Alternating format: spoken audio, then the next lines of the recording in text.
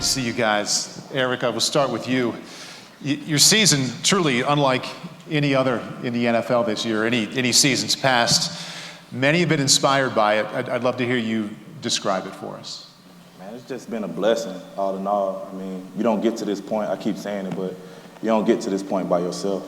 You know, you got great family support, great friends, great community support, along with the whole organization. So, I mean, just being able to have my own strength, but having little reminders and people, when I did have times where I felt weak or didn't feel like I could go, like I could turn on the TV and see a sign that said, "We're behind you, Eric Berry," while I was watching the game, or getting a text from my coaches, or, you know, Al Harris texting me, telling me just stay focused on my goals that I had before I got sick. So, I mean, little stuff like that, man, you go through it and you're just thankful that you have people like that you can lean on, so.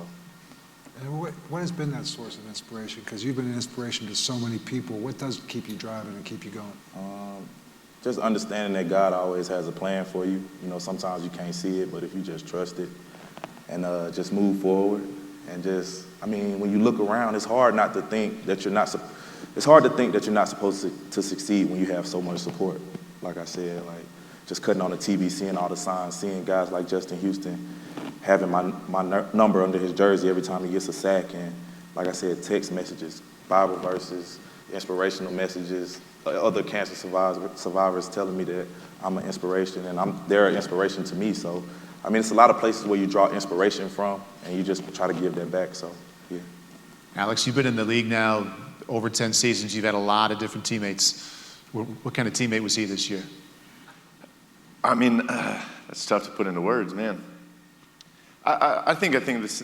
I try to tell people about Eric, and I know this year, obviously, I mean, what an amazing year, you know, for him and to come back and how much he means to this team. But for me, it was 3 years ago when I got traded, and I remember the first time coming to the locker room, and I don't know what year that could have been for you. I mean, you're still kind of a young buck, yeah, third year, and I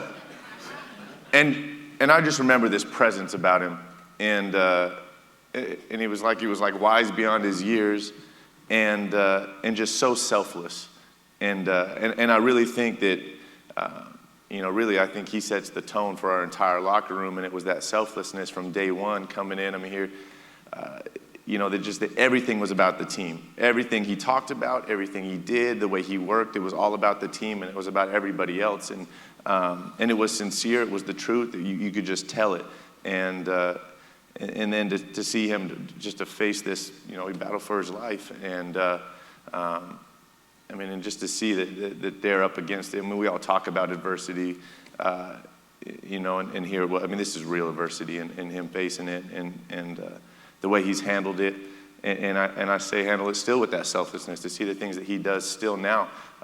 You know, people come to our practices, come to our camps all the time that are still that are battling lymphoma as well, and to see all the things that he does to go out of his way, I think, to inspire others, it's truly humbling. You're talking about, I mean, a stud of a football player and a stud of a human being. You know, really, really humbling just to even observe and be a teammate of. I mean, it's really an honor. You know, you sit there at 1-5, and I know Andy comes in on Monday and talks about, you know, we're more than one team. But I also know that once he leaves that meeting, it goes in the locker room with you guys. And I got to ask this question. I mean, did you feel the need for the defense to pick it up now? Did you feel more pressure without having maybe arguably the best offensive player around you to put the pressure on your shoulders now, Alex, to become more of a playmaker on the offensive side of the ball? What was the vibe in the locker room after you left that meeting with Andy?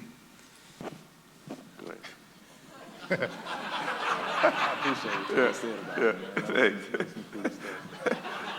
But, I mean, Coach, I believe we believe in Coach, man. Like, what he says, he means. I mean, he's not going to, like Coach Rivera said, if you haven't been there, don't draw me up a map.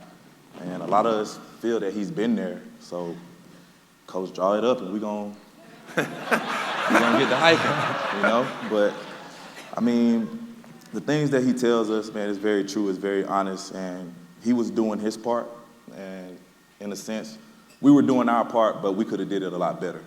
You know, we could have spent some more time in the film room, we could have spent some time after practice, you know, and the sense of urgency just elevated, and every player knew that, so it wasn't more pressure on Alex or more pressure on me. everybody understood that we got to get this done. So whatever you got to do to be ready on Sundays, make sure you make it happen.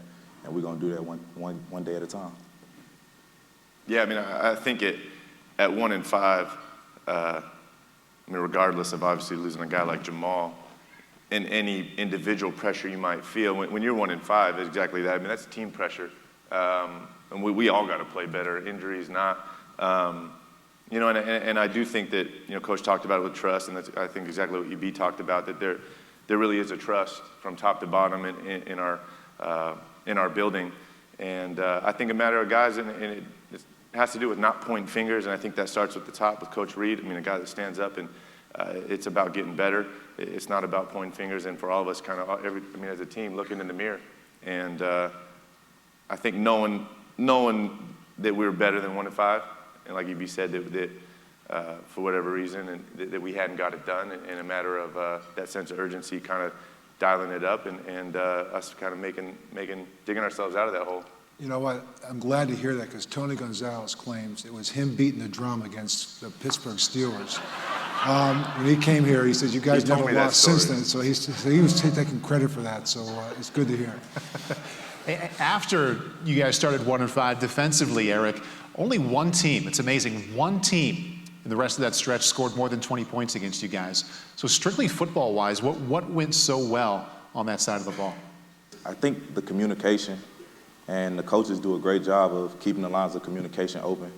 And like Dorsey said, man, we're not going to always agree with everything, but at the end of the day, we want to get to where we need to go. We want progression, and we want to eventually get that Super Bowl ring. So just understanding that, and you know, we go back and forth about the game plan and back and forth what we think will work.